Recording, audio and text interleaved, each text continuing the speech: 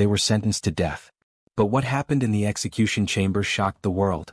Flames, screams, and hours of agony. These are the true botched executions that shook America's conscience. If you want more stories like this, documented, verified, and told without distortion, subscribe because we're just getting started. Case 1. Clayton Lockett, the heart that wouldn't stop. On June 3, 1999, in the quiet town of Perry, Oklahoma, 19-year-old Stephanie Neiman, a recent high school graduate, was living the life of a disciplined, principled young woman with a fierce sense of right and wrong. But her life was brutally cut short at the hands of 23-year-old Clayton Lockett, a man with a long history of violent crimes. Lockett, along with 2 accomplices, kidnapped Stephanie after she happened upon a robbery in progress. She was beaten, bound with duct tape, and forced to watch as her friend was raped. Then Lockett personally shot her twice with a sawed-off shotgun and, while she was still breathing, ordered his accomplices to bury her alive in a shallow grave. Stephanie fought until the end.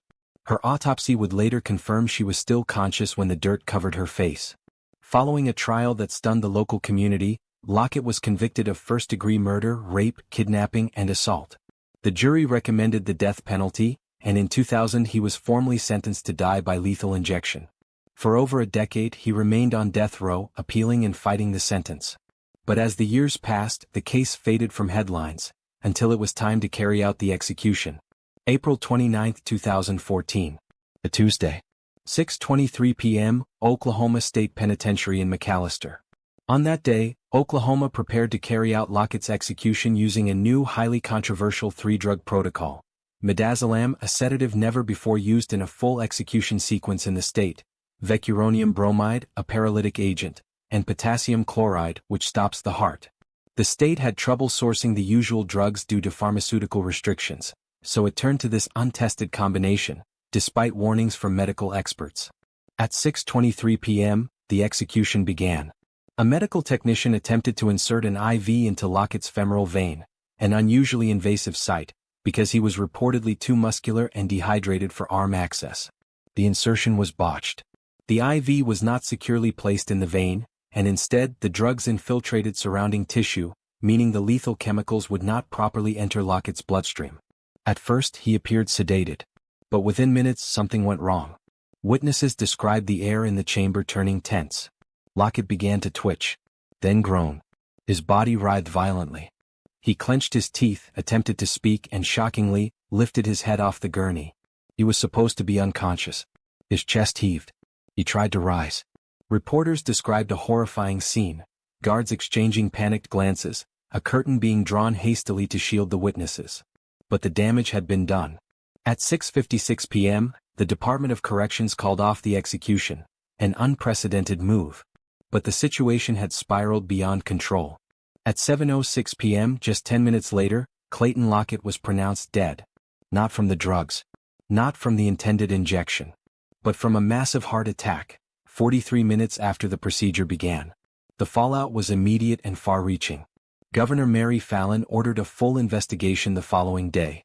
Oklahoma's Department of Public Safety conducted a detailed review, confirming that the execution team failed to properly insert the IV and failed to notice that the lethal drugs were being delivered into tissue rather than the bloodstream. The drugs had literally been leaking into his body. Outrage spread across the United States and overseas. The images painted in media reports and court testimonies were inescapable. A man sentenced to die who instead endured 43 minutes of agony. Supporters of capital punishment found themselves questioning the competence of the system. Opponents called it torture. International human rights organizations condemned Oklahoma's use of experimental drugs, and public pressure forced the state to halt all executions temporarily. Legal battles ensued over the transparency of drug sourcing and the ethical boundaries of the death penalty. Executions across the country faced increased scrutiny. Case 2. Joseph Wood, the man who wouldn't die. On August 7, 1989, the city of Tucson, Arizona, was rocked by a shocking act of violence. An act that ended 2 lives in cold blood and exposed a chilling pattern of abuse that had been building for years. Joseph Rudolph Wood III, then 31 years old, stormed into the body shop where his ex-girlfriend Deborah Dietz worked alongside her father, Eugene Dietz. Wood had a documented history of harassing and abusing Deborah during their relationship. Police reports, restraining orders, and terrified family testimonies painted the picture of a man consumed by control and rage. On that summer morning, that rage erupted. In broad daylight, Wood pulled out a revolver and shot Eugene point blank in the chest. As Deborah screamed and tried to escape, Wood turned the weapon on her, pressing it to her chest and firing twice. Both were killed in front of horrified witnesses. It was not a whodunit. Wood was immediately apprehended at the scene, unrepentant and defiant. At his trial, prosecutors laid out a clear case. This was an execution-style killing born of jealousy and obsession. The jury deliberated quickly. In 1991, Joseph Wood was convicted of 2 counts of first-degree murder and sentenced to death. For over 2 decades he remained on Arizona's death row, filing appeal after appeal. But time was running out. July 23, 2014. Arizona State Prison Complex, Florence.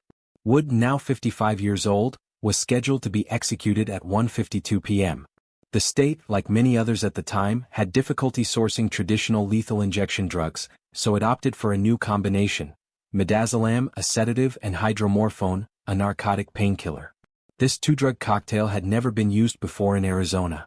It was experimental, untested in a full execution, and already criticized by medical professionals who questioned whether it could reliably render a person unconscious and insensate to pain.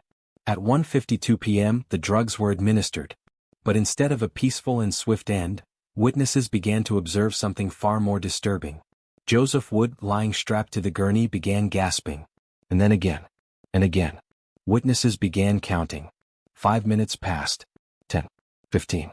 His chest continued to heave rhythmically, gasping for air in loud, agonizing bursts. His mouth opened and closed over 600 times in total.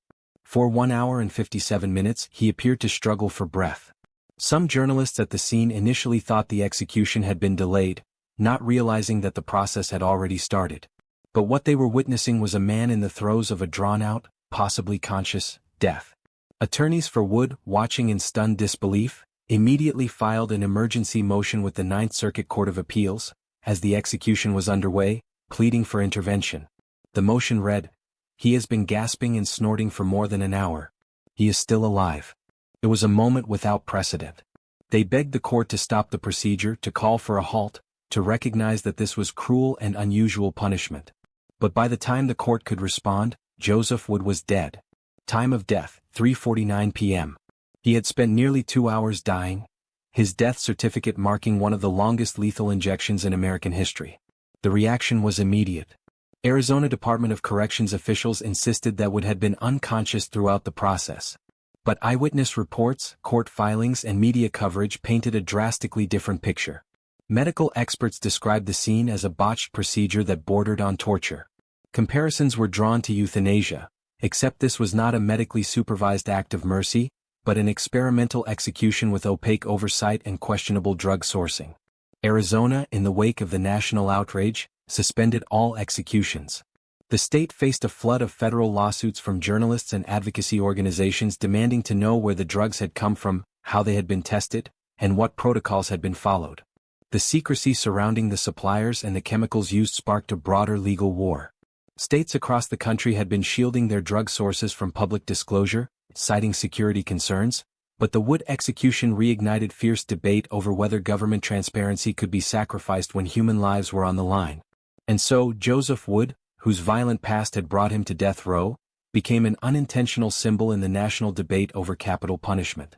His execution raised urgent questions about how far states were willing to go to carry out death sentences, and at what ethical cost. Was justice served that afternoon in Florence, Arizona? Or was the state itself guilty of crossing a moral line that no justice system should ever breach? Case 3, John Evans, The Fire Inside. In the spring of 1976, the city of Mobile, Alabama, witnessed a violent encounter that would set off a chain of legal and ethical events culminating in one of the most harrowing executions in modern American history. John Lewis Evans III, a 26-year-old career criminal recently paroled from prison, had embarked on a multi-state crime spree with his accomplice Wayne Ritter.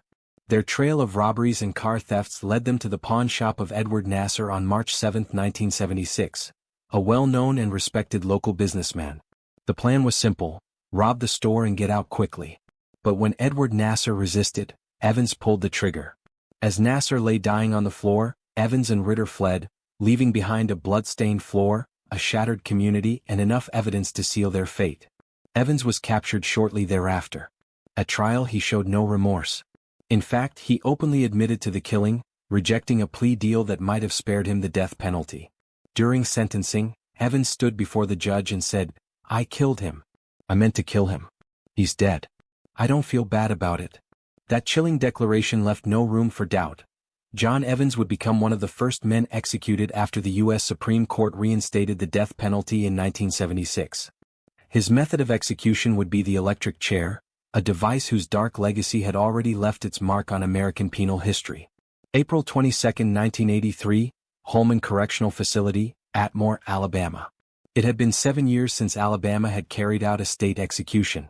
Evans was led to Yellow Mama, the state's notoriously brutal electric chair that had been in use since 1927. Just before midnight, witnesses filed into the small viewing area. Among them were journalists, attorneys, and prison officials. Evans was strapped into the high-backed wooden chair. Electrodes were attached to his head and leg, and a metal skullcap with a wet sponge underneath was lowered onto his scalp. The room fell silent. Then at 12:04 a.m., the first surge of electricity jolted through Evans' body. What followed was not a quiet or dignified death. The initial jolt, intended to stop the heart and cause immediate unconsciousness, instead caused Evans' leg to violently convulse. Sparks ignited from his ankle where the electrode was attached, and flames erupted from beneath the chair. His body slammed against the restraints as smoke filled the chamber. Eyewitnesses described a horrific scene. One journalist later wrote, "His body jumped and jerked, smoke and the smell of burning flesh rose in the air." But Evans was still alive. The execution team paused, assessed the situation, and delivered a second jolt. Again the body twisted and more smoke rose. Still, Evans remained alive. It would take a full 3 jolts and 14 agonizing minutes before a physician finally declared him dead at 12:14 a.m. The smell of scorched flesh lingered in the chamber. One official reportedly vomited after leaving the room. A reporter for the Birmingham Post-Herald later described it as the most gruesome thing I've ever witnessed in my life. The fallout was immediate. The graphic nature of Evans' execution made national and international headlines. Human rights groups condemned Alabama's use of the electric chair, and even supporters of the death penalty questioned whether the state had crossed an ethical line. Governor George Wallace, who had long been a supporter of capital punishment, ordered a review of the state's execution protocols in the days that followed. In the broader American South, the Evans execution sent shockwaves through the legal and corrections communities. Alabama and several other southern states began exploring alternatives to the electric chair, initiating serious discussions about switching to lethal injection, which was seen as a more humane and less visually horrifying method. Evans' execution served as a catalyst in shifting public perception about the acceptability of execution methods, not about the sentence itself, but the manner in which it was carried out.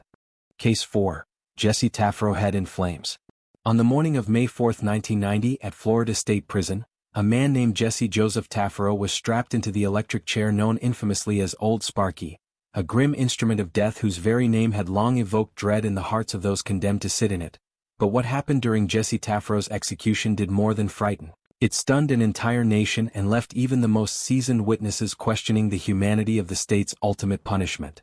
Tafero's story begins over 14 years earlier, in 1976, when he was convicted for the murders of Florida Highway Patrol Officer Philip Black and Donald Irwin, a visiting Canadian constable, during what was described as a routine traffic stop at a rest area off Interstate 95 in Palm Beach County. According to court records, the officers had approached a parked car containing Tafero, his partner Sonia "Sonny" Jacobs, their 2 children, and another man named Walter Rhodes. When gunfire erupted, Black and Irwin were both shot and killed. The state's case against Tafero hinged heavily on the testimony of Rhodes, who turned state's witness in exchange for a plea deal. Rhodes claimed Tafero was the triggerman, but years later he would recant his testimony multiple times, raising grave concerns about Tafero's actual role in the killings. Additionally, gunpowder residue tests performed at the time showed high levels on Rhodes' hands, while the same tests on Tafero and Jacobs were inconclusive or negative, details that would spark decades of legal and ethical debate surrounding Tafero's conviction and the reliability of the evidence used to send him to death row.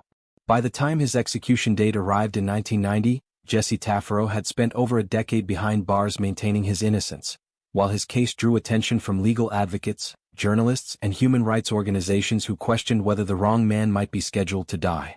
But at 7:06 a.m. on that May morning, the execution proceeded. Tafero was secured to the electric chair, a sponge placed on his head as part of the electrical circuit designed to ensure a quick, humane death. But instead of the expected brief shock and cessation of life, what occurred was a horrifying spectacle that stunned every observer in the chamber. As the first jolt of electricity surged through his body, flames, visible, searing flames, erupted from Jesse Tafero's head, shooting out from the headpiece of the chair in what witnesses described as an instant fireball. Smoke and the stench of burning flesh filled the room, and according to an Associated Press report, Tafero's body continued to convulse and breathe during the ordeal, making it unmistakably clear that he was not yet dead. The scene was so disturbing that several witnesses turned away in tears. Technicians scrambled to reset the chair and apply another jolt, then a third, before Tafero was finally pronounced dead, nearly 7 agonizing minutes after the procedure began. A later investigation revealed that a synthetic sponge had been used instead of a natural sea sponge as the conductor, a decision that proved catastrophic. The synthetic material did not conduct electricity properly and instead acted as a resistor, causing extreme overheating and ultimately setting Tafero's head on fire. While Florida officials claimed it was a tragic accident, critics called it nothing short of torture, and the incident quickly drew widespread condemnation from the American public and international observers alike.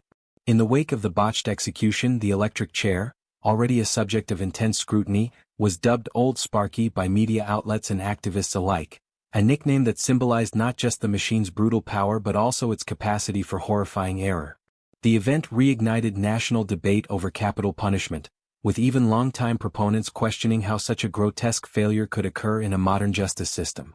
In response to the growing outrage, Florida began to re-evaluate its use of electrocution as a method of execution, and by the late 1990s, the state officially transitioned to lethal injection as its primary method. Yet, for many who witnessed Jesse Tafero's death, the memory of that day, of smoke, fire, and prolonged suffering, remains etched in their minds as a haunting testament to what can go wrong when the state takes a life, and as a cautionary tale of how easily the machinery of death can betray the very justice it claims to serve. If you found this story disturbing, compelling, or necessary, subscribe now for more true stories of executions that didn't go as planned. Real cases, real consequences. We'll be bringing you the ones history couldn't forget, and the ones it tried to. Hit the bell icon to be notified when we upload our next case. Thank you for watching. And remember, sometimes justice isn't blind, it's broken.